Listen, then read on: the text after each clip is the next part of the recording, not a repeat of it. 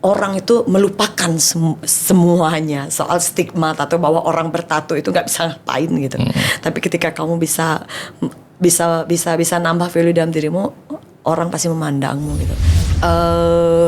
Apa istilahnya, bersifat, kalau pemerintah pasti formal gitu kan, nggak bisa kalau masuk ke ranah sana. Tapi saya membuktikan saya masih bisa masuk ke ranah sana. 6 bulan saya coba untuk mengerjakan semuanya. Saya kerja iya, saya nyanyi iya, saya ngajar yoga iya, semua kegiatan saya ngambil S2 iya. Tahu apa yang terjadi? Keanehannya apa? Ya lain dari manusia normal.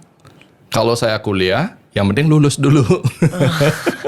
Kasihan uangnya, soalnya ngerasa lah pakai uang sendiri itu. Dewi kuliah ambil S2 harus cum laude.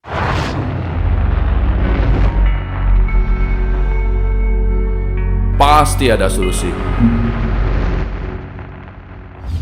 Bicara cerdas, pasti ada solusi. Setiap tato punya cerita. Setiap pilihan punya konsekuensi. Yang terpenting adalah bagaimana kita berdiri tegak dengan keyakinan kita. Jangan menilai seseorang dari tampilan luarnya. Di balik tato ada hati. Di balik penampilan ada perjuangan. Wanita bukan hanya soal penampilan, tapi tentang keberanian, keteguhan, dan bagaimana ia membawa dirinya di dunia yang penuh stigma. Dunia ini akan selalu berbicara, tapi yang terpenting adalah bagaimana kita melangkah dengan kepala tegak dan hati yang kuat. Kita tidak bisa mengontrol bagaimana orang melihat kita, tapi kita bisa mengontrol bagaimana kita membuktikan diri kita. Apa yang mesti kita buktikan? Itulah pilihan kita. Dan pada kesempatan hari ini, diskusi saya bersama orang yang super sibuk, Dewi Pradewi. Kasih super sibuknya ya. Halo Pak Artem, maaf saya baru bisa join di sini. Makasih sudah mengundang saya ke sini. Dewi datang dengan buku Dewi Pradewi, Tato Perempuan Bali. Kenapa saya mengundang Dewi? Karena buku ini yang saya membuat menjadi sebuah penasaran. Dan saya tahunya buku ini dari media. Baru tahunya dari media. Gitu. Dan sekarang saya tadi lihat Dewi belum ngasih. Oh, itu buku yang saya lihat. Makanya saya minta Wi coba lihat. Saya ingatnya udah pernah ngasih loh. Belum Wi. Dari dulu minta sama Dewi belum ada. Saya kira saya udah ngasih loh, baru serius. Belum Wi. Karena saya suka baca. Saya suka baca. Tapi ini thank you. Ini pasti saya baca. Terima kasih. Ini hasil tesis saya. Hasil tesis, kenapa nulis buku? Ini janji saya sebenarnya. Buat saya kalau misalnya kita menempuh pelajaran di kampus gitu, kan cuma sebatas hasil penelitian yang cuma ditaruh di perpustakaan biasanya. Kalau orang umum nggak bisa baca. Tapi ketika hasil penelitian kita jadikan buku, jadi kalayak umum, publik bisa membaca hasil karya kita. Karena kan kalau misalnya kita garap penelitian tesis itu kan nggak cuma sebulan 2 bulan. Betul. Itu butuh waktu bertahun-tahun ya untuk akhirnya jadi penelitian yang memang benar-benar bisa kita pertanggungjawabkan waktu kita sidang tesis. Jadi harapan saya kenapa saya ngeluarin buku ini, apa yang saya teliti selama hampir 2 tahun bisa dibaca oleh kalayak banyak. Makanya saya jadiin buku. Kalau ini kan bisa didapatkan di umum. Kalau cuma tesis saja nggak ada, kecuali mahasiswa di sana ya. Tesis, emang ini berhubungan dengan tesis, Wi? Ya, itu memang hasil tesis saya waktu saya menempuh S2 di UNUD. Di Udayana. Dewi di Udayana ngambil apa? Prodi Kajian Budaya. Prodi Kajian Budaya. Kajian Budaya. Wow.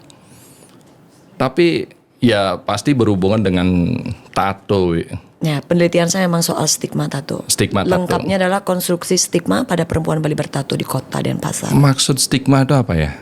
konstruksi stigma. Stigma itu kan pasti penilaian yang buruk. Kalau udah namanya stigma pasti penilaian buruk. Jadi nggak usah diisi lagi stigma buruk. Jadi kalau stigma itu udah pasti penilaian yang buruk.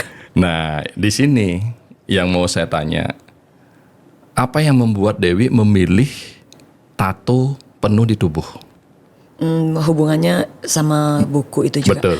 Jadi waktu saya ngambil S2, ini emang benar-benar saya ngerasa jurusan yang saya ambil ini benar-benar passion saya banget gitu. Sehingga saya emang benar-benar fokus ngambil S2 saya, dan saya memang berkeinginan dari awal yang ingin saya teliti adalah soal stigma perempuan. Kenapa sih perempuan itu di stigma ketika pakai tato, kok beda sih perlakuannya sama laki-laki. Nah, waktu saya janji kalau nilai saya cum laude artinya nilai tertinggi, saya akan nambah tato di badan saya sama bikin buku. Jadi totalitas. Saya ingin benar-benar merasakan informan saya yang merasa terstigma. Sekarang tuh saya ngerasa apa yang telah dia rasakan gitu. Karena selama ini kan saya yang mengorek informasi sama informan saya, tapi sekarang saya yang merasakan Stigma apa yang itu dirasakan oleh informan yang saya gali. Mana duluan, Wi? Stigma itu sendiri apa tato itu sendiri? Yang saya rasakan. Setelah saya bertato. Setelah bertato baru merasakan stigma. Iya. Nah, sebelum kita ke sana ya, apa arti tato buat Dewi? Kalau saya lebih kemana ya? Saya udah mencapai tujuan saya loh gitu. Saya ingin merayakan kebahagiaan saya. Gitu. Kebahagiaan saya yaitu tadi, akhirnya saya dapat nilai cum laude. Dan itu nggak mudah, apalagi kita ngomongin UNUD ya. UNUD S2 dengan beberapa teman-teman saya di kelas yang sangat kritis, yang juga nggak main-main lah gitu kan hasil penelitiannya, dan akhirnya saya goal di nilai cum laude. Saya bahagia, saya senang, saya ingin menumpahkan kebahagiaan saya tato tubuh saya dengan menoreh tato ini. Iya, jadi buat saya kan kalau orang bilang kamu frustasi Wi, kamu sakit hati Wi, cuman beberapa memang informan saya memang ada yang ke arah sana karena dia merasa diri yang terlukai karena beban dalam hidupnya. Jadi dia mencurahkan dengan cara mentato, artinya menyakiti badan dia dengan cara mentato tubuhnya. Kalau saya lebih kepada cara saya merayakan kebahagiaan saya. Nah, ini cara merayakan kebahagiaan untuk perempuan di Bali, Wi. Reaksi keluarga dan lingkungannya gimana, Wi? Kalau bapak saya it's okay, karena saya sudah bilang sama bapak saya. Karena saya tahu ini kan kelihatan banget. Karena kalau yang dulu yang awal tato saya kan cuma di belakang. Itu juga sama sih. Memang senang saya ngeliat kalau yang di belakang tuh kayaknya seksi banget. Nah, kalau yang di depan ini memang saya ngomong sama bapak, Pak, kalau nilai saya cum laude paling tinggi di kelas, saya tambah tato ya. Iya, terserah kamu. Kan bapak juga tahu kamu bisa mempertanggungjawabkan dirimu gitu. Ibu gimana ya? Tenang aja, pasti dikasih. Atau juga kamu sudah bisa mempertanggungjawabkan dirimu kan. Kamu tahu konsekuensinya seperti apa. Kapan itu ditatui? 5 tahun yang lalu. 2020. Saya lulus tahun 2019 karena saya nempuh S2 saya 1 tahun 8 bulan. Wow. Terus ya 2020 artinya udah selesai. Karena kan perlu tahapan ya. Saya garap buku dulu. Kan kalau misalnya dari hasil penelitian tesis sampai akhirnya jadi buku, kan itu mesti kita create ulang lagi. Karena bahasa-bahasa akademis itu biar nggak masuk di sana juga. Jadi kata-kata bahasa-bahasa yang pergunakan lebih modern ya. Kalau misalnya di tesis kan bahasanya harus akademis banget. Kajian budaya banget lah gitu. Kalau anak kajian budaya pasti beda bahasanya. Beda bahasa ya. Ya, lebih absurd gitu. Tapi saya ingin tahu nih, Wi. Ini kan tidak semua perempuan choice atau melakukan pilihan seperti ini. Oh, saya sudah mencapai yang namanya sebuah tujuan kehidupan. Saya ingin membahagiakan diri saya dengan menato badan saya. Dan itu adalah sebuah keputusan. Yes. Nah, sekarang di sini ada namanya stigma. Berarti Dewi menghadapi yang namanya reaksi lingkungan. Yes. Apa yang Dewi rasakan di situ? Dan bagaimana caranya menghadapinya? Kembali lagi ya, pasti orang masih bertanya, Wih, kenapa sih kamu sampai nato tubuhmu gitu? Ya ini cara saya merayakan kebahagiaan saya. Dan satu hal yang mesti kamu ingat bahwa setiap orang punya cara yang berbeda loh untuk bahagia.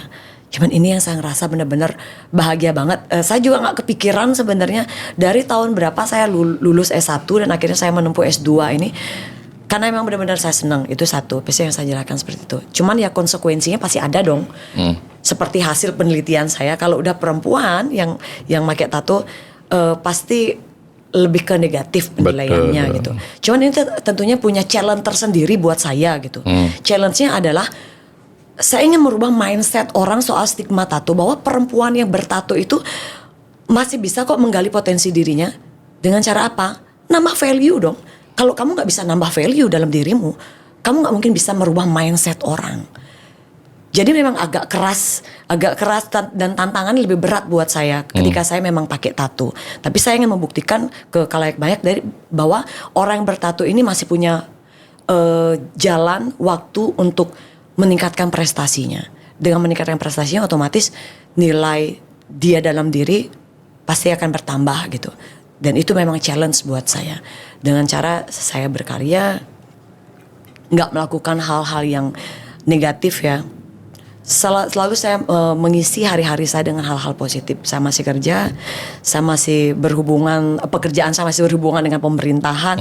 Kayak kalau misalnya orang bilang kalau orang bertato nggak punya kesempatan untuk berkarir di pemerintahan, ketemu di ruang-ruang publik. Yang bersifat apa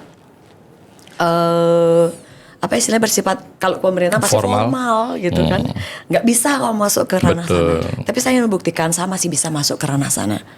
Sampai detik ini saya masih kerja di kantor dan masih bekerja dengan atasan saya Pak Coace, dan dia masih menerima saya masih nyanyi di mana-mana, nge-MC masih, sampai MC formal masih saya pegang juga. Saya juga biasa nge-MC, terakhir waktu ini nge-MC Presiden Prabowo Subianto. Masih bisa. Saya ingin membuktikan itu, bahwa orang gak bakalan bertanya kamu pakai tato, kamu gak pakai tato. Tapi ketika kamu bisa punya value lebih, kamu bisa memberi nilai lebih dalam dirimu dengan potensi diri yang kamu punya, orang itu melupakan semuanya soal stigma tato, bahwa orang bertato itu nggak bisa ngapain gitu. Tapi ketika kamu bisa nambah value dalam dirimu, orang pasti memandangmu gitu. Udah nggak ada lagi kamu pakai tato di mana, kapan kamu ini, nggak ada.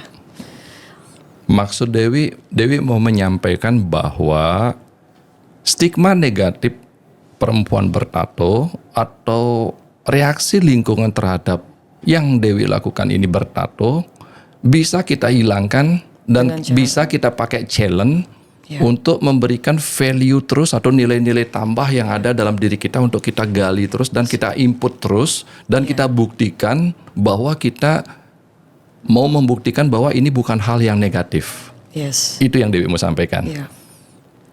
Emang challenge besar banget pasti daripada orang yang normal ya. Jadi saya bilang saya yang tidak normal sama orang yang normal. Mungkinlah harus lebih kerja keras jadinya, karena saya merasa abnormal. Nah, karena ini dari tadi Dewi berkata, oh karena saya tidak normal. Kok sadar itu, Wi? Ya kan karena penilaian orang seperti itu pasti. Kalau namanya juga kita masih di Indonesia ya, yang kita adopt itu kan pasti masih budaya ketimuran, yaitu budaya patriarki, di mana yang lebih kuat adalah laki-laki gitu. Semuanya role modelnya adalah laki-laki, bukan perempuannya gitu. Saya sadar kalau misalnya kita menerima, kalau misalnya budaya ketimuran itu warisannya kan warisan budayanya yang adiluhung. Artinya warisan yang memang benar-benar bisa dilihat sama kasat mata yang biasa dilakukan oleh kebanyakan orang. Cuman kalau tato ini sendiri kan enggak. Sedikit orang yang mengambil. Jadi kita nih masih bagian yang termarginal gitu loh. Orang-orang yang masih sebagian kecil. Bukan budaya yang adiluhung yang semua orang masih bisa melihatnya dengan kasat mata dan masih bisa diterima. Kalau saya ngerasa sih tato ini sendiri kan bukan budaya. Kalau yang menganggap ini budaya kan adalah yang memang seperti suku-suku yang kita tahu kan, yang memang tato itu bagian dari budaya mereka. Cuman kalau kita sendiri orang Bali kan enggak, gitu. Karena masih seperti yang saya bilang tadi, kita masih mengadop budaya ketimuran itu sendiri. Jadi saya sadar sebenarnya bahwa saya ini di luar dari kata normal gitu ya. Kalau orang normalnya kan orang ngomong budaya kan bahasa Bali, tarian Bali, gamelan gitu. Kalau tato kan belum termasuk di dalamnya gitu. Jadi saya sadar. Nih, saya suka dengan motivasi kehidupan Dewi berkata, saya sadar bahwa bila mana perempuan bertato memiliki challenge yang lebih berat untuk mencapai sesuatu. Dan Dewi sadar hal ini sebelum ditato. Sadar. Apa setelah ditato? Sebelum ditato pun saya sadar. Sebelum ditato pun Ya, sadar. karena kan saya udah meneliti sebelumnya. Nah, ini. Kalau orang Amerika berkata, semakin berat challenge yang kita ambil, semakin usaha kita semakin keras. Semakin keras usaha kita, mental kita semakin siap. Semakin siap mental kita, kalau orang Bali bilang, rasa jengah kita semakin dibangunkan. Kalau rasa jengah kita semakin dibangunkan atas membuktikan challenge kita berat ini, maka tujuan yang mau kita capai semuanya kelihatan kecil. Kadang-kadang ada kata motivasi berkata, oh saya beda Pak, saya bukan manusia normal. Emang orang-orang yang sukses dan mencapai sebuah tujuan yang di luar nalar, apakah mereka normal? Karena mereka melakukan hal-hal yang tidak normal, Tapi dirimu perempuan ini. Dirimu perempuan. Jadi ya seperti orang Bali pasti tahu lah, ya jengah ya. Jengah lah ketika kita diterpa, dikasih challenge yang begitu besar. Nah, jengahnya masih. Masa mau gini terus kan gitu. Nah, sekarang apa yang mau Dewi pesankan? Dewi kan perempuan Bali. Ya. Stigma perempuan Bali bertato. Apa itu kata-kata itu? Stigma perempuan, kalau stigma udah pasti penilaian negatif terhadap perempuan. Identitas dan tubuh perempuan Bali. Kami yang terstigma. Kami yang terstigma. Kok sadar menulis gini? Ya itu kan dari informan itu yang saya saring lagi dari beberapa informan sekitar 20-an. Cuman yang tersaring di sini yang saya ambil memang cerita-cerita hidupnya yang berat. Informan itu perempuan apa laki? Perempuan, harus perempuan. Karena judulnya kan Tato Perempuan Bali. Oh iya betul. Kalau tesis saya konstruksi stigma pada perempuan Bali di Kota Denpasar. Identitasnya artinya dia perempuan Bali. Lebih spesifiknya lagi Denpasar. Kalau yang Dewi lakukan apa namanya itu interview, kenapa mereka bertato? Banyak banget. Lebih ke satu, ada yang masalah sama suaminya. Frustasi. Ada yang frustasi. Ada yang memang sama kayak saya. Dia punya anak perempuan. Akhirnya tercapai, dia punya anak perempuan. Akhirnya dia tato pakai tato angel. Gitu. Terus ada yang setiap tujuan hidupnya tercapai, dia nambah tato dimanapun gitu. Yang menggambarkan yang suka biasanya rata-rata sih air, bunga, banyak yang bunga. Bunga itu kan melambangkan keindahan gitu biasanya, motif-motif yang diambil. Jadi banyak sih, lebih banyak sih memang ya lebih banyak ke frustasi. Frustasi. Kalau dari yang Dewi interview itu, profesinya lebih banyak apa, Wi? Ada yang ibu rumah tangga, cuman ibu rumah tangga yang memang punya usaha sendiri. Memang udah punya usaha. Maksudnya nggak ada hubungan dia ke kantor, hubungan ke ranah formal tuh sih nggak ada. Semuanya pengusaha gitu. Dia karena punya, masyarakat kan menonton. Siapa yang nggak kenal Dewi Pradewi di Bali? Oh iya tato wajar. Karena apa? Seniman. Ya. Kalau ini yang cuman apresiasi banget sih sebenarnya sama informan saya. Dia bertato tapi memang dia wirausahawan. Walaupun dia ibu rumah tangga tapi dia wirausahawan juga gitu. Banyakan sih yang memang disakitin sama laki-laki. Banyakan yang disakitin sama laki-laki. Tahu nggak? Dulu rumor yang saya tahu Dewi Pradewi ini bertato ya karena disakiti laki-laki. Enggak, tato saya di belakang malah saya minta izin sama pacar saya kok. Oh itu? Ya. Tapi rumor yang... Enggak ada sangkut pautnya, enggak ada. Gosipnya, gosipnya. Yang di belakang malah minta izin sama Oh ya, pacar. diizinkan, Wi? Yang dulu nih, yang dulu. Oh, yang dulu. Yang terakhir. Yang di belakang minta izin dulu sama dia. Kalau yang di tangan ini udah lama putus. Udah lama banget. Kan putusnya udah hampir 10 tahun ya. Ini kan udah 5 tahun. Putusnya hampir 10 tahun. Iya, sampai sekarang gak punya pacar. 10 tahun jomblo. Nggak aneh kan? Emang ada yang aneh? Setiap orang punya cara yang berbeda untuk bahagia. Kalau sendiri bikin nyaman dan bahagia, kenapa kita mesti berdua? Salah. Chandra, kenapa kamu ngeliatin Dewi itu? Katanya cantik. Bener kan, setiap orang punya cara yang berbeda untuk bahagia. Mungkin ini cara saya untuk berbahagia, tapi bukan berarti saya menutup diri loh ya. Ya masih sampai detik ini saya masih nyaman dengan. Ada juga gosip di masyarakat. Duh, kok banyak kali gosipnya ini. Apalagi gosipnya. Aduh. Iya, gosip di masyarakat Dewi lama nggak punya pacar. Masih suka laki apa perempuan? Aduh ya ampun. Itu Saya gosip, Wi, serius. Masih suka sama laki-laki. Saya masih suka lihat laki-laki ganteng, tampan, apalagi kalau badannya kekar tinggi. Oh, apalagi kalau suka nge-gym gitu ya. Tapi jangan yang terlalu berotot. Masih suka lihat laki-laki, jangan menyaksikan hal itu. Masih suka. Karena lama, Wi. Karena banyak orang kok Dewi nggak pernah bawa gandengan, tidak pernah menontonkan pasangan. Jangan-jangan. Nah. Belum ada, bener serius masih normal. Karena gosip yang tadi yang saya sampaikan itu. Masih suka lo lihat cowok ganteng lo, aduh jangan dong gitu. Masih suka lihat cowok tampan, ganteng, kekar, suka olahraga, terus dia mau makan sehat, tuh seneng banget. Biar sama lah, biar imbang gitu. Suka olahraga, makanan sehat. Bisa membahagiakan, bisa mensejahterakan.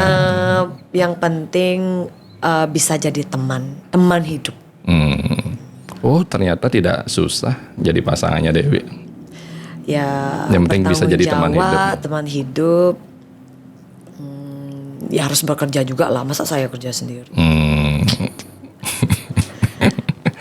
Oke, Wi, kembali ke tato. Pernah nggak ada kejadian? Karena di Bali ini kan Dewi masuk tentu ke lingkungan yang bermacam-macam. Tadi Dewi bilang masuk ke pemerintahan yang lingkungannya formal. Dan di Bali juga ada yang namanya lingkungan adat. Ada yang namanya lingkungan kasta. Pernah nggak ada kejadian, merasa dipersekusi gitu atau di stigma sehingga dijauhin? Pernah nggak, Wi? Ada pasti suatu acara. Kadang kalau misalnya ada kan satu acara yang memang benar-benar mereka agak saklek gitu ya. Padahal udah ketutup. Kalau saya nyanyi, kalau udah wedding gitu, mau wedding Muslim, Kristen, Bali gitu, tutup kok. Saya selalu pakai lengan panjang. Di kantor selalu pakai lengan panjang. Karena saya tahu kita masih ada budaya ketimuran tadi. Saya tetap melihat desa kalau patre. Kita harus tetap melihat kita lagi ada di mana, lagi ngisi acaranya siapa gitu. Pasti tetap saya pakai baju panjang. Cuman kalau soal stigma itu pasti masih ada. Masih ada, Wi, ya? Ya. Tapi saya Kadang-kadang setuju. titipan-titipan gitu tuh ada. Titipan-titipan seperti, Wi, maaf Mbak Dewi, jangan lupa pakai baju lengan panjang, soalnya ada ini. Saya sih nggak masalah. Kan kitanya yang harus menyesuaikan. Karena seperti yang saya sampaikan tadi, kita adalah bagian dari budaya yang masih termarginal. Adaptasi itu penting. Ya. Di mana Kita harus tetap melihat desa kalau patre. di mana bumi dipijak, di situ langit dijunjung. Di mana aturan-aturan dan etika itu memang harus dijalankan, ya tetap dijalankan. Sama ngisi wedding kayak gini kan nggak mungkin. Kalau ngisi lain halnya ke ngisi acara anak motor gitu kan. Kan motornya gagah. Yang MC kan gagah juga Betul. dong. Iya. Kan pasti ngelihat itu pasti. Kecuali kalau misalnya ngisi wedding, kadang-kadang ada yang titip pesen, Mbak Dewi, saya mau lihat tatunya Mbak Dewi. Kadang-kadang pernah kok ada acara pengacara juga kayaknya itu yang punya acara. Cuman istrinya minta biar kelihatan tatunya gitu. Waduh. Bingung juga kan. Sedangkan di sana kan pasti yang datang orang-orang formal juga, pasti ada bupati juga kan, Kajati yang udah kayak gitu kan pasti datang. Betul. Jadi harus tengah-tengah nih, baju apa ya pakai ya, oke. terpaksa harus bikin baju lagi, baju panjang tapi pakainya tile gitu kan. Kalau tile itu kan antara kelihatan dan tidak biasanya tatunya kita gitu. Jadi saya pilih-pilih juga. Jadi saya juga suka mendesain baju saya sendiri. Gak langsung asal beli. Kadang-kadang kalau ada waktu saya desain baju sendiri gitu. Yang biar bisa seperti tadi, biasanya ada aja yang request gitu. Walaupun dia caranya formal, tapi dia minta tato saya kelihatan. Jadi kan dua sisi nih jadinya. Biasa saya akalin pakai itu, tile. Saya desain sendiri, saya create sendiri. Seneng ya. Kan biasanya orang bertato ini punya tema, punya cerita, punya kenangan. Seperti Dewi bilang, punya tujuan-tujuan. Dari sekian tato ini, yang paling bercerita menurut Dewi yang mana, Wi? Kalau cerita sih yang di belakang aja. Karena izin dari yang dulu. Ponik sama naga. Ponik sama naga. Iya, ponik itu mencirikan perempuan. Kalau yang laki-laki naga, maskulin dia, feminis sama maskulinnya. Jadi saya selalu percaya bahwa di dalam diri manusia ini ada dua sisi, perempuan dan laki-laki. Ada sisi lembutnya, ada sisi kerasnya. Itu yang dilambangkan, ponik sama naga. Itu aja yang bercerita. Iya, kemarin jujur aja, Wi, saya pingin punya tato. Udah minta izin sama istri, Wi. Nah terus dikasih atau enggak? Dikasih. Oh terserah, toh juga beli udah dewasa, bukan tua, dewasa. Iya, oke. Pingin punya tato naga terbang yang ada sayap dan ada kakinya mencakar. Udah izin. Nah, kan katanya kalau bertato itu ada kelas-kelasnya, Wi. Kelas tukang tatonya, kelas warna tatonya, apa ya, Wi? Ya, kalau saya memang milih tukang tato yang memang udah punya pengalaman sih memang. Kan saya lihat profilnya dulu, saya juga minta masukan dari teman-teman yang sudah duluan mentato pastinya. Saya minta referensi dong pasti. Pengalamannya dia sudah sampai mana aja, dia sudah buka di mana, sudah pernah ikut, biasanya sering ikut kontes ke luar negeri. Ya tanya dong juga, misalnya tatonya kelihatan banget di depan, kan harus yang bagus. Betul, karena bajunya nggak pernah diganti tuh. Ya udah kayak pakai baju aja. Iya kadang kan bisa orang ngira ini baju, kadang ini. Mbak ini tato ya Mbak? Iya. Masih ada yang sampai harus deket gitu loh lihatnya. Dikira pakai baju. Itu dah. Kalau pemilihan gambar sendiri itu dari Dewi apa dari tukang tatonya? Dari saya. Dari Dewi. Oh, Dewi milih gambar. Tapi dari gambar yang diberikan oleh tukang tato. Enggak, kita yang nyari langsung. Di internet aja nyari. Saya maunya gambar ini. Kalau ini konsepnya oriental. Makanya dia ada bolong ini. Kalau kan ciri khasnya oriental tuh ada yang lubang. Nih garisnya masih kelihatan. Lubang-lubang ini ciri khasnya oriental. Karena kalau saya lihat kalau kita pakai motif oriental itu nggak kemakan waktu, nggak makan zaman, jadi nggak mungkin ketinggalan. Kalau ngomongin motif, Wi, tentang tato, apa aja ada ya? Setahu Dewi. Oriental, kemudian apa sih namanya? Kayak garis-garis tok itu loh. Garis-garis itu istilahnya apa sih namanya? Tahu nggak? Vertikal. Bukan, ada namanya. Yang cuman pernah nggak perhatiin? Baca segitiga, di garis, nyambung dia terus kotak, melintang kayak gitu-gitu. Itu ada namanya. Tema apa ya namanya itu? Saya lupa. Abstrak ada. Abstrak itu yang kayak kalau kita ngecat yang airbrush tuh. Nah itu temanya abstrak. Dia nggak pakai garis dia. Kalau ini kan kelihatan ada garisnya. Ya oriental ya. Tapi saya suka yang ada garisnya. begini. Ada yang abstrak itu dia nggak perlu dipakein garis lagi, langsung dia gambar. Jadi kita biasanya gambar tuh pakai kuas itu langsung tuh nggak usah skate lagi. Jadi nggak usah di skate lagi. Ini kan ada skate-nya. Oh itu ada skate. Ini gambarnya pakai tangan. Ya di sketch dulu, baru di warna. Warnanya kan pakai gradasi dia. Jadi ketemu warna merah ini nggak cuma warna merah aja, merah, orange, 3 dia. Baru jadi gradasi dia. Wow. Warna memang lebih lama daripada black gray. Dan untuk perawatannya sendiri, warna lebih susah daripada black gray. Nah, katanya nih, orang yang bertato mandi nggak boleh pakai sabun. Benar gak ya? Saya pakai sabun bayi memang. Sampai sabun bayi. Ya, biar nggak pakai kimia. Terus nggak pakai hand body. Enggak, saya pakainya itu baby oil. Baby oil sama Vaseline yang pure itu. Yang pakai apa namanya? Tahu nggak sih Vaseline yang pure itu? Yang warnanya putih kayak balsam itu. Nah, pakai itu aja. Baby oil sama itu aja. Berarti nggak pakai hand body. Enggak, kakinya aja hand body. Kakinya nggak tato ya? Enggak. Belum. Ada satu keindahan yang nggak boleh kita tutup. Oh. Kalau saya sih, biasa kan perempuan di payudaranya gitu kan ya. Itu kan bagian terindah perempuan ya. Kalau itu ditutup jadi nggak kelihatan. Betul. Kaki, saya sering latihan kaki soalnya di gym. Kasian ntar otot-ototnya nggak kelihatan. Oh iya betul. Ya kalau tangan ini, saya sering latihan tangan tapi akhirnya nggak kelihatan ototnya. Karena ketutup sama tato. Iya, Ada iya. bagian-bagian terindah perempuan yang nggak mesti kita tutup.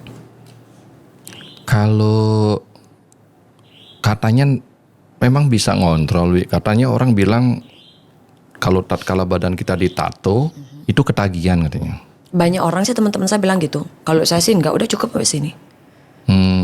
Saya udah cukup. Oh itu jenis tato, Wi. Ya, Iya, apa sih iya. namanya? Tribal. Oh itu Dia masih masuk ke dalam klasik tato sih. Klasik. Cuma dia itu nggak kemakan sama waktu, nggak kemakan sama zaman. kalau Kalau klasik. model-modelnya ya, Oriental tuh masih dicintai sampai detik ini. Coba cari oriental. Iya kalau oriental indahnya ada, Wi. Seninya juga Ya karena kayak dia lebih banyak mainnya tuh ke bunga. Oh. Iya kan? Kalau main di naga kayak gitu. Iya, Oriental. Iya. Itu oriental juga. Ini bagian-bagian dari pelengkapnya dia. Kecantikan kalau bunga. Orang bilang apa tuh bunga pioni. Kalau kita bilangnya kayak bunga kul. Iya kan kayak bunga kul kan ya. Awan-awan. Nah, berarti tidak benar kalau seandainya orang tato dia nagih lagi tatonya di tempat lain. Kebanyakan orang ketagihan memang. Kenapa, Wi? Kalau saya sih, apalagi yang saya tambah udah penuh banget soalnya badan saya. Nggak pingin sih kalau Nah, saya. kenapa ketagihan ya menurut Dewi ya? Udah pernah ngerasain sakitnya kali ya? Nah, tato itu sakit. Udah tahu soalnya dia sakitnya kayak apa. Tato Dan dia itu sakit. Sakit lah pasti. Terus kenapa bisa bikin orang tagih? Karena sakit. Karena udah pernah ngerasain sakitnya, dia udah tahu lah setelah sakitnya sampai seberapa sih gitu. Ya nggak masalah kan nambah lagi. Apalagi kalau misalnya dia pas dapat gambar yang bagus, terus dia referensi dari orang yang dia lihat gambarnya bagus, itu sih saya rasa yang jadinya kepancing kita buat nambah lagi. Kok kayaknya bagus banget, keren, seksi kali no. Kayak ini bagus nih, ditambah di sini. Apalagi kalau dilihat badannya masih ada ruang kan. Ya kalau saya sih usahakan kalau di tangan ini enggak sih ya. Karena kalau sampai saya ke tangan enggak bisa nutup saya. Pakai baju panjang kan kelihatan ini. Kayak di sini itu enggak. Ketika saya pakai lengan panjang biar Supaya tetap masih tutup. bisa ketutup. Wow. Ayo silakan, selamat untuk mencoba meja kesakitan untuk bertato Pak Arta. Karena saya ini hal yang menarik saya dengar hari ini, Wi. Oh, stigma tato udah jelas kurang baik. Mohon maaf ya, kurang baik. Akan tetapi ini justru yang saya pakai challenge. Ini yang saya dengar sangat baik hari ini. Ini yang saya pakai challenge, Pak, untuk memberikan value kepada diri kita. Tantangan hidup kita sendiri ya. Life is never flat. Nah itu. Dan dengan Dewi bertato ini kan harus menjaga badan. Harus menjaga badan. Kalau segini nanti gemuk kan. Saya selalu dari kecil saya emang suka olahraga tanpa disuruh sama orang tua. Oh, bukan karena tato? Enggak dari dulu saya emang dari kecil udah sedang olahraga. Ibu bapak saya nggak pernah ngasih tahu saya untuk olahraga. Saya biasa dari kecil tuh olahraga, biasa saya jalan dari rumah ke Puputan. Tapi dengan Jalan adanya tato ini kan Sebelum challenge. saya bertato saya udah nge-gym. Oh, Udah nge-gym. bukan karena tato baru nge-gym. Karena kan banyak orang. Saya yoga, saya nge-gym. Saya suka lari. Makanan sehat, saya udah nggak makan kaki 4. Pantesan muda terus ya. Mungkin Jan, itu kamu kelihatannya biasa kamu Jan. itu nilai apa ya, itu dapat bonusnya aja. Kalau saya lebih ke kesehatan, karena saya ngerasa ketika saya dapat olahraga, saya bisa nge-gym tiap hari, nggak cepat capek. Wi, kalau nih Dewi nih kan bertato dan pasti tidak gampang beradaptasi. Ya, challenge tidak semua orang punya mental kayak Dewi. Mental baja ya. Yang mengatakan bahwa, dengan begini Pak, dengan tahu saya berat, saya akan inilah Lebih tantangan yang harus saya tundukkan. Enggak semua orang gitu, Rik. Semua orang menghindari tantangan untuk mencapai sesuatu. Kalau umpamanya anggaplah perempuan-perempuan di Bali sekarang, Rik. Dewi lebih menyarankan bertato atau tidak bertato? Kalau nggak siap lebih baik jangan. Kalau nggak siap lebih baik jangan. Maksud Gitu aja. siap dan tidak siap? Kalau siapnya itu adalah kamu harus punya jawaban ketika kamu ditanya kena urgensinya di mana kamu bertato. Itu harus dipertanggungjawabkan. Kedua, kamu bisa ketika kamu pakai tato, kamu masih bisa bermasyarakat nggak? Jangan menutup diri dan menutup mata bahwa kita masih menghadap budaya ketimuran tadi yang saya bilang. Apalagi kalau kita sering ngayah ke Banjar, kita sering ke pura. Jangan sampai fokusnya orang itu malah jadi nggak fokus gara-gara ngelihat tatonya kita gitu. Tapi sampai detik ini saya ke pura pasti saya pakai baju putih, pasti lengan panjang, udah pasti. Tutup pasti. Itu biar fokusnya orang, kan orang ke pura pasti fokusnya mau berkunjung ke rumah Tuhan. Nggak bawa dong kita yang jadi fokusnya mereka gitu. Seperti saya bilang tadi, kita harus tetap ingat desa kala patra. Nak Bali itu pasti memegang teguh soal itu. Jadi kita harus tetap, makanya seperti yang saya bilang tadi, tato saya ini udah cukup sampai sini. Tato saya udah cukup sampai sini. Jadi ketika saya pakai baju panjang, orang nggak tahu saya punya tato gitu loh. Kalau ketika orang nonton podcastnya saya seperti ini, baru orang tahu saya punya tato gitu. Tapi dengan saat ini Wi, di Bali, berani saya bilang 75% penduduk Bali tahu Dewi punya tato. Iya. 75% jadi loh. orang tuh kan ngelihat saya pakai tato, orang masih ngelihat saya bisa pakai tato ketika saya di rumah, ketika saya di tempat gym, sama di podcast. Nah, ini klarifikasinya bahwa Dewi bertato itu bukan karena frustasi. Bukan. Ini karena Ini cara saya untuk menumpahkan rasa kebahagiaan saya bahwa tujuan saya tercapai, yaitu nilai cum laude. Ini mati-matian lo bener sumpah. Kadang-kadang saya juga sakit hati ketika ada sih yang celetukan bilang masih menyangsikan nilai cum laude saya. Coba silahkan ke Universitas Udayana, silahkan. Saya waktu itu sampai cuti di kantor. Untuk membuat orang nggak percaya pasti orang. Gampang lah, cuman S2 aja bisa kok nyambi kerja bla bla bla. Saya nggak bisa Pak. Saya mencoba waktu itu 6 bulan.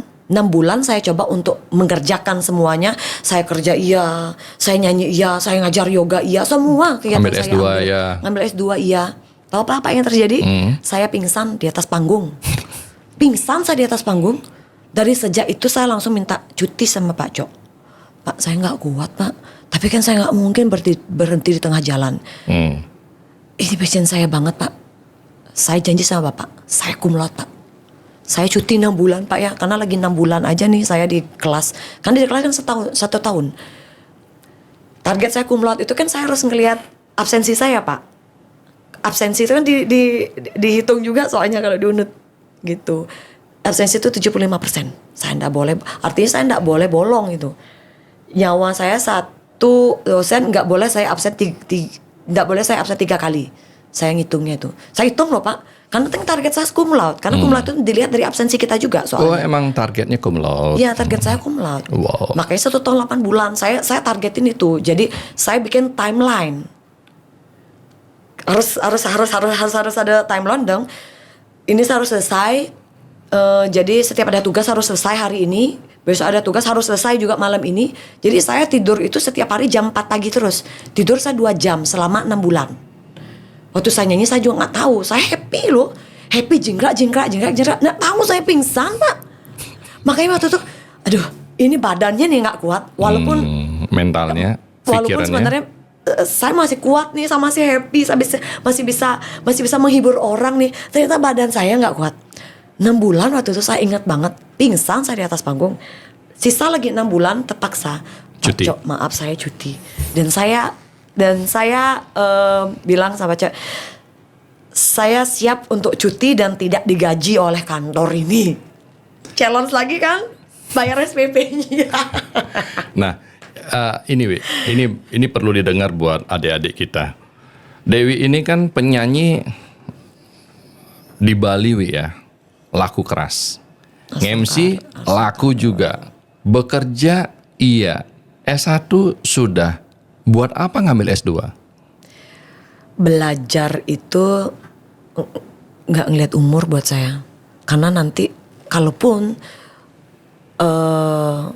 kita meninggal, yang kita tinggalkan itu bukan uang, bukan apa ya, tapi karya kita, pengalaman-pengalaman kita yang sudah kita bagi sama orang-orang di sekitar kita. Kalau kita belajar, kita nggak bisa men-sharingkan apa yang menjadi pengalaman kita.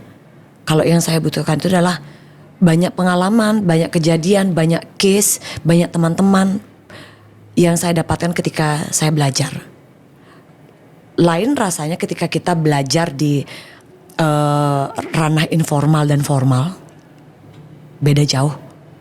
Walaupun sebenarnya informal pun belajar juga namanya. Tapi ketika kita belajar di ranah formal itu kita berhadapan sama orang-orang yang tentunya akan menjadi tantangan besar ke depan. Yang kita hadapin kan juga orang-orang yang juga mau masuk ke dalam akademis itu sendiri, ke ranah formal itu sendiri. Beda challenge-nya, lebih keras, lebih berjuang, ada tolak ukurnya gitu yang saya rasakan. Kalau misalnya di ranah informal kan nggak ada tolak ukur. Nggak ada tolak ukurnya gitu.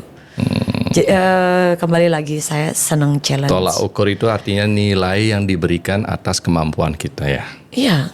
Kalau misalnya dia loh sampai daftar dirinya ke mau S2, otomatis kan ada challenge yang besar juga dalam dirinya.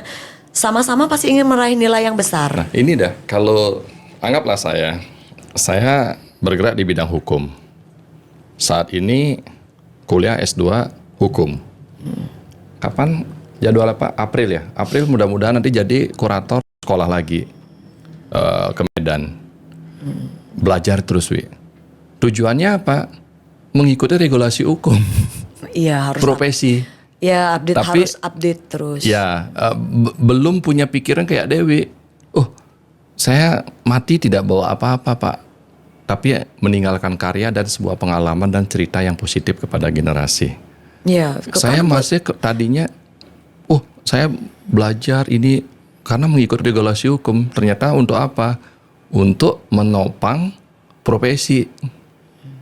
Kan umumnya begitu, we. Dia kuliah S2 untuk apa? Menopang atau menunjang profesi. Nah kalau Dewi ini kan semangatnya beda. Dan ini ada keanehan sedikit, we. Apa itu? Keanehannya apa? Ya lain dari manusia normal. Kalau saya kuliah, yang penting lulus dulu. Kasihan uangnya, soalnya ngerasa lah pakai uang sendiri itu. Dewi kuliah ya. Kuliah, ambil S2 harus cum laude.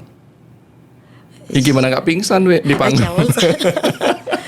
Kan soalnya gimana ya, korban materi juga, korban waktu ya. Jadi haruslah nilainya maksimal gitu. Ini lagi pesan kedua yang harus didengar oleh banyak orang. kalau kita mau memiliki yang namanya sebuah pencapaianmu jangan setengah-setengah. Setuju. Ya, pencapaianmu jangan setengah-setengah. Tujulah tujuanmu semaksimal yang kamu miliki. Bahkan tidak dimiliki, tapi diinginkan di situ, Wi. Kalau saya perhatikan, kan belum teruji kita memiliki ini, karena belum tercapai tujuan kita. Kalau sudah tercapai, baru teruji kita memiliki enggak kemampuan itu. Tapi ini kan kita belum memiliki. Akan tetapi tidak ada salahnya kita menempatkan cita-cita dan tujuan ini setinggi langit. Setinggi langit. Yes, wow. Dan ternyata ceritanya di sini. Setiap ada kegiatan IMI, saya perlu timeline. Oh iya, karena kalau misalnya kalau nggak ada timeline, nggak terukur jadinya kerjanya kita sampai di mana. Saya orangnya harus teratur. Karena dirimu sendiri yang ribut, Pak, timelinenya gimana? Soalnya kan gitu. Saya kan asisten pribadi, jadi saya harus ngatur semua jadwal. Itu. Jadi harus ada waktunya gitu. Kalau enggak gitu enggak rapi jadi kerjaan Tapi kita. Saya setuju. Nih, Nut Chan, semuanya timeline itu penting karena pencapaian sudah sampai di mana. Terukur. Apapun yang kita lakukan saat ini jangan sekedar mengalir kayak air. Karena kan selama ini kayak begitu, Wi. Mengalir aja kalau air dulu. Nanti dalam perjalanan kita rubah-rubah lagi. Tapi ternyata lebih bagus ada timeline-nya ya. Iya. Timeline-nya, Wi. Rapi jadinya. Betul. Gitu. Wi, dalam buku ini apa yang Dewi dapatkan di masyarakat tentang tato dan apa yang Dewi mau sampaikan kepada masyarakat? Yang saya dapatkan di dalam tato ini seperti yang saya sampaikan tadi, memang benar kok. Setiap orang itu punya cara yang berbeda untuk bahagia. Kita nggak boleh menghakimi hal itu. Contohnya ada dua sisi di dalam orang yang pakai tato sehingga memutuskan dirinya untuk pakai tato. Memang semua hal nggak perlu dijelaskan, tapi yang bisa saya jelaskan dalam hal ini bagi orang yang menstigma,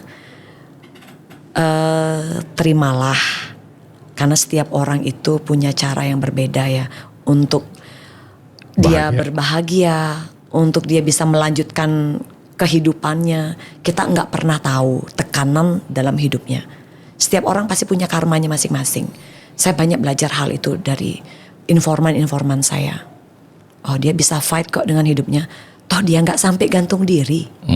Toh dia nggak sampai membunuh dirinya. Toh dia nggak sampai menyakiti anaknya. Dia hanya menyakiti dirinya sendiri. Kan cuma nyakitin satu orang, bukan nyakitin banyak orang. Mungkin yang dia sakitin cuma matanya kita yang tidak terbiasa melihat orang pakai tato. Tapi percayalah, setiap orang punya cara yang berbeda ya. Berarti tato itu bukan sekedar gagah-gagahan yang mau dia tampilkan. Bukan gagah-gagahan. Bukan ya, Wi ya. Ya, alasan saya sendiri udah saya sampaikan. Betul. Itu tadi. Kemudian catatan tentunya di sini bagi perempuan yang bertato, sadar bahwa kita ini adalah bagian dari yang termarginal. Jadi orang yang sedikit orang yang sebenarnya yang bisa kita jaga cara berpenampilan kita lagi ada di mana, itu yang mesti kita perhatikan. Dan agar orang tidak memandang kita sebelah mata, tentu yang harus kita tambah adalah value dalam diri kita. Kita buktikan bahwa walaupun kita tidak seperti kebanyakan orang, tapi kita punya nilai lebih dari orang-orang. Buat apa kita hidup kalau kita tidak bermanfaat bagi orang-orang di sekitar kita? Bagaimana cara kita bermanfaat? Nambah value diri kita dengan cara apa? Belajar. Belajar itu ada dua, dengan ranah formal dan informal. Kalau saya sendiri memilih formal tentunya. Karena buat saya menempuh pendidikan formal itu lebih menguatkan pondasi kita. Karena kita lebih belajar public speaking di sana. Kenapa pondasi kita kuat? Karena kita banyak menemukan case tentunya di sana. Tentunya tidak menutup kemungkinan juga kita bisa belajar informal juga. Di sana kita mungkin bisa belajar yang namanya case per case. Pengalaman demi pengalaman memang kita banyak dapat di sana. Tapi buat saya pondasi kita akan lebih kuat ketika kita bisa menempuh pendidikan yang formal. Saya ngerasa sih di sana. Challenge-nya besar di sana karena kita ketemu sama orang-orang besar, berjiwa besar dan juga pasti punya keinginan yang besar. Karena di sana butuh biaya yang besar. Setuju, Wi. Wow, ini mesti harus didengar nih, Wi. Kalau kita mau memiliki yang namanya harga diri di lingkungan masyarakat kita, ini yang saya pakai, Wi. Saya bukan dari keluarga orang yang kaya raya, orang tua. Cukup lah. Akan tetapi bila mana kita mau dihargai, mau punya kasta, mau punya derajat di lingkungan organisasi atau di sosialita kita, saya setuju sama Dewi. Teruslah beri value pada dirimu. Artinya tambah pengetahuan apapun. Mau public speaking, IT, pengetahuan sosial, ekonomi, budaya, hukum, dan lain sebagainya.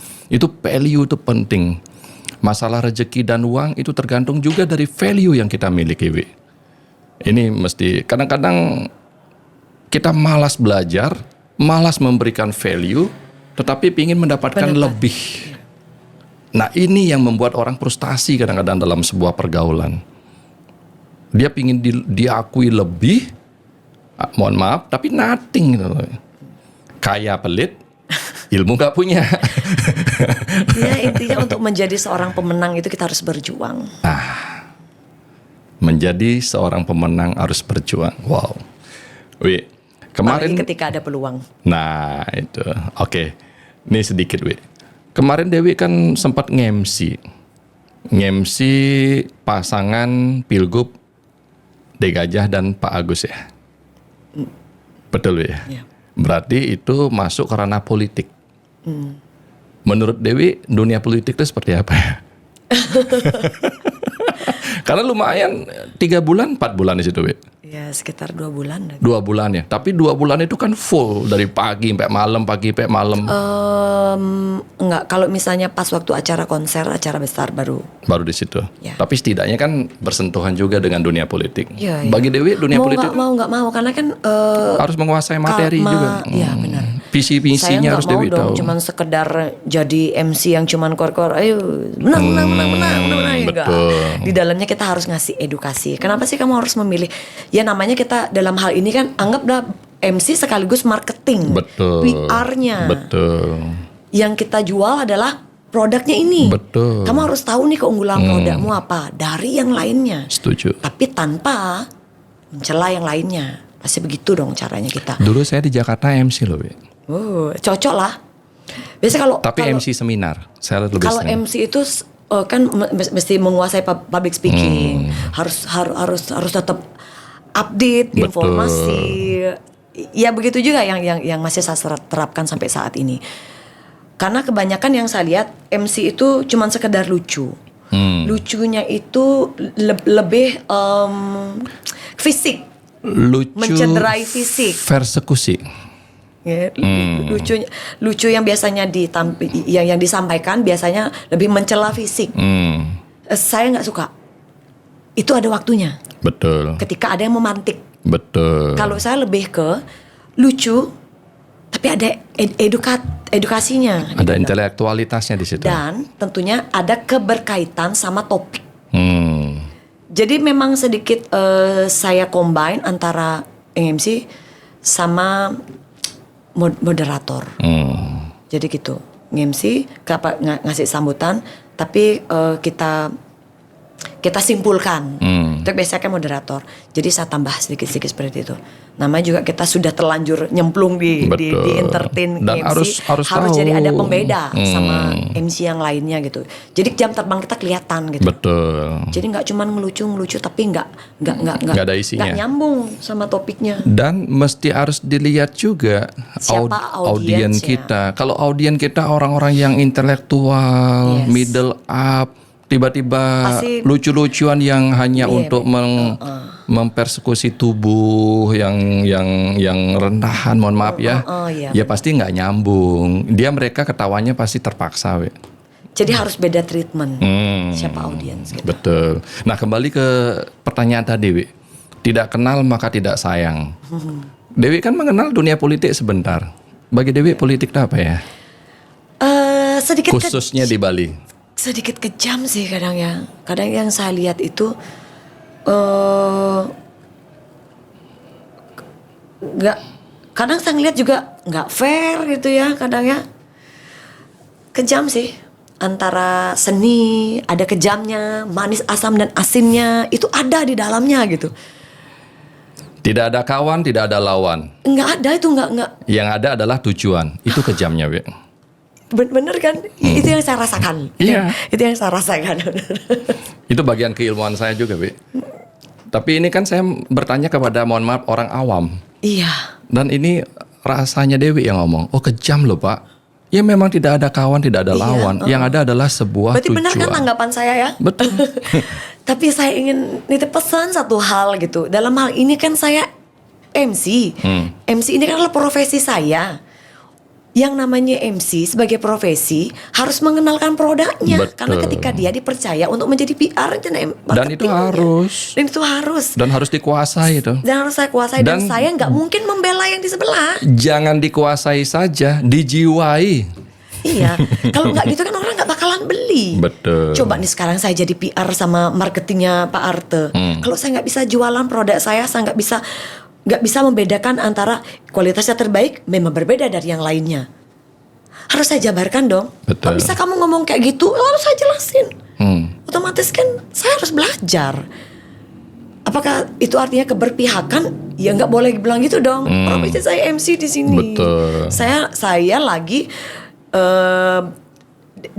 lagi diadop sama perusahaan ini. Anggap aja seperti itu kan. Iya. Jadi otomatis harus belajar produknya. Dan profesional di situ. Jadi jangan saya digadang-gadangkan ke hal yang lain-lain gitu loh. Profesi saya MC di sini. Jadi Iya. mohon untuk disadari hal itu.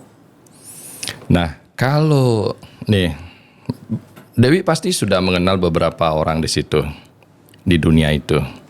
Dengan mengenal beberapa orang di situ, otomatis memahami sedikit-sedikit. Oh ini lumayan kejam Pak saya rasakan. Karena hanya ada yang berbeda sekali dengan seniman. Seniman bicara dari hati, politik kita tidak tahu. Nah sekarang pemilu sudah berakhir. Bahkan pejabat yang ikut dalam kontestasi tersebut sudah dilantik, Wi. Ya. Apa harapannya Dewi nih? Siapapun itu. Siapapun itu tentu harapannya adalah semua hal kebijakan benar-benar enggak mencederai 1-2 orang. Kalau bisa apapun kebijakan yang diambil tentunya punya kebermanfaatan bagi banyak orang dan bukan hanya keuntungan 1-2 orang. Dan berikan apresiasi. Itu yang kadang sering terlupakan sama pemerintah. Kalau yang saya lihat, berikan apresiasi kepada siapapun yang mau turut serta, turut andil dalam setiap kebijakan yang diambil oleh pemerintah. Contoh misalnya ini, saya jarang melihat apresiasi yang diberikan oleh pemerintah bagi pengusaha personal yang mau mempertahankan kearifan lokalnya. Contoh misalnya kita bisa menjaga satu keherititan bangunan yang kita miliki. Banyak kok hotel-hotel yang masih menjaga bangunannya untuk tetap menjadi heritage dan kawasan heritage. Kalau nih dia punya lahan misalnya 5 are, dia landscape loh. Kalau dia punya uang, kalau dia egois, dia bisa bangun sampai 10 lantai. Bisa lebih banyak kamar dia punya. Tapi dia lebih memilih landscape, biar tetap heritage bangunannya, saya masih tetap menjaga bangunan ini. Tapi saya cuma tinggal restorasi. Kasih dong apresiasi. Semisalnya nih, gampang kok apresiasinya nggak cuma plakat doang. Misal kita kasih dia diskon pajak. Biasa yang kita kenal sama insentif pajak. Itu kan bisa dikeluarkan oleh masing-masing kepala daerah. Karena punya kewenangan untuk insentif pajak. Insentif fiskal namanya. Itu yang dimiliki oleh semua kepala daerah. di setiap masing-masing kabupaten. Kita bisa loh pakai itu. Caranya mengapresiasi. Kan yang lainnya jadi, ternyata kita dihargai loh. Masa yang lainnya gak mau ngikutin sih? Saya yakin dari 10 masa 1-2 orang gak mau ngikutin. Dari 100 masa 10 orang gak ada yang mau ngikutin. Itulah gambarannya gitu. Gak cuman kita mendengarkan, tapi ketika ada yang mau mendengarkan kita, kasih apresiasi. Cara kita, itu yang gak pernah saya lihat soalnya. Yang gak pernah saya rasakan. Padahal kecil ya. Hanya memberikan apresiasi, bahkan tidak merugikan juga. Oh enggak. Itu kan kita bisa ngitung. Itu kan ada bagiannya yang bisa kita ngitung ketika kita ngasih keringanan pajak. Oke, Dewi ini kan juga sekretaris di Perhimpunan Hotel dan Restoran di Bali ya. Kalau Dewi melihat sendiri nih, permasalahan dari mereka terhadap pemerintah apa ya? Atau apa kendala, anggaplah yang paling fatal saat ini? Nggak ada sinergitas. Tidak ada apa, Bi? Sinergitasnya nggak ada. Kadang aturan kebijakan yang kita lihat di sini, kita anggap kita bisa menyampaikannya ke pusat. Kita harus ke sini. Udah tahu nih kita. Bisa lo nggak nyampe. Makanya itu nggak ada sinergitas. Misalnya kebijakan yang diambil soal OSS. Kan ini yang paling urgent sebenarnya. OSS RBA, soal perizinan yang kita dapat. Kalau sudah itu nilainya di atas 10 M ya kalau nggak salah, itu sudah bisa langsung bikinnya langsung di pusat tanpa harus memberitahukannya sama pemerintah setempat, gitu modelnya. Kan bahaya banget. Yang bahayanya adalah orang di pusat tidak tahu lahan kita ini masih atau enggak. Beratnya di mana nih? Kabupaten Badung. Kita bilang deh Kabupaten Badung, pembangunan Kabupaten Badung sama Kabupaten Buleleng kan beda. Cuman di pusat kan nggak tahu karena mereka kan nggak turun. Cuman OSS RBA itu kan disamaratakan di seluruh Indonesia. Jadi yang di pusat itu nggak tahu kalau di sini masih ketersediaan lahannya atau enggaknya dia nggak tahu gitu loh. Jadi kita boleh membangun di Bali sama di Kalimantan, dia nggak tahu ketersediaan lahannya sendiri loh maksud saya. Iya. Jadi nggak kelihatan di sana. Kenapa sih kita nggak duduk bareng dulu, baru bikin sistem? Saya tahu sistem ini sangat bagus dan sangat mempermudah bagi UMKM yang kecil-kecil di bawah. Tapi ini tentunya efeknya besar banget loh. Seperti yang kita lihat sekarang. Betul. Kita nggak boleh ngomongin over tourism di sini. Tapi over concentrate. Konsentrasinya beda fokusnya soalnya. Kita terlalu konsentrasi di Badung. Tapi kita nggak tahu pembangunan di Jembrana masih kurang, pembangunan di Buleleng masih kurang. Kenapa nggak yang di sana? Kenapa kita harus berat di Badung? Jadi bukan over tourism namanya, konsentrasinya ini yang beda. Gitu juga kita menggambarkan OSS di Indonesia ya. Itu dia karena apa bisa sampai terjadi ketimpangan karena tidak ada sinergitas. Sebelum dia bikin sistem harusnya kita duduk bersama dulu. Ini kan nggak. OSS itu sudah jalan dan kita nggak tahu. Wow. Itu sih yang saya lihat. Luar biasa. Padahal kita selalu mengeluhkan THK, Trihite Karana, dan kita mengadop yang namanya pariwisata budaya yang berkelanjutan. Di sini nggak ada keberlanjutannya. Kalau ngomong keberlanjutan artinya kita tidak merusak 3 elemen di dalamnya, yaitu manusia, budaya, sama alam. Tapi kita udah nggak bisa ngomongin itu lagi. Kita nggak bisa ngomongin lagi pariwisata berkelanjutan. Inilah PR kita di Bali. Inilah permasalahan-permasalahan kita, hal-hal kecil yang mesti kita jawab, Wi. Ya. Dan ternyata semua orang memiliki cara-cara untuk bahagia. Semua orang memiliki tujuan-tujuan yang berbeda. Dan semua orang berhak memutuskan hal tersebut.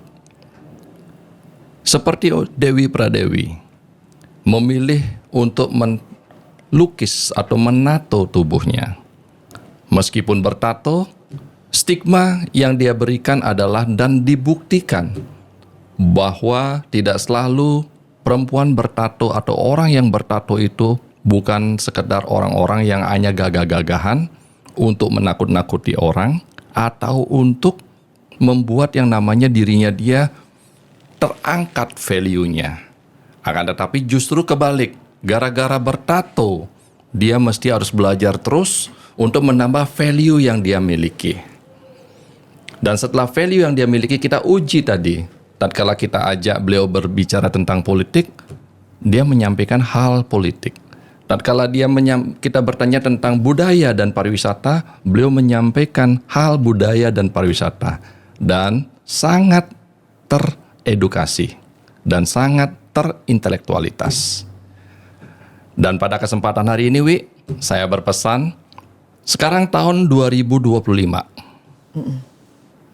Untuk Bali, untuk masyarakat, tahun 2029, Dewi harus berjuang untuk meningkatkan kemajuan kaum perempuan dan perempuan itu sendiri lewat legislatif. Mencalonkan dirilah dirimu nanti menjadi salah satu calon legislatif. Dan itu diperlukan oleh Bali. Karena Bali membutuhkan orang-orang yang punya timeline. Bali membutuhkan orang-orang yang memiliki tujuan-tujuan yang maksimal. Dan Bali memiliki orang-orang yang berani akan yang namanya sebuah kepastian, bukan keabu-abuan. Dewi, terima kasih banyak. Semoga bermanfaat. Salam sehat, berbahagia. Selalu berbahagia, terima kasih. Wow.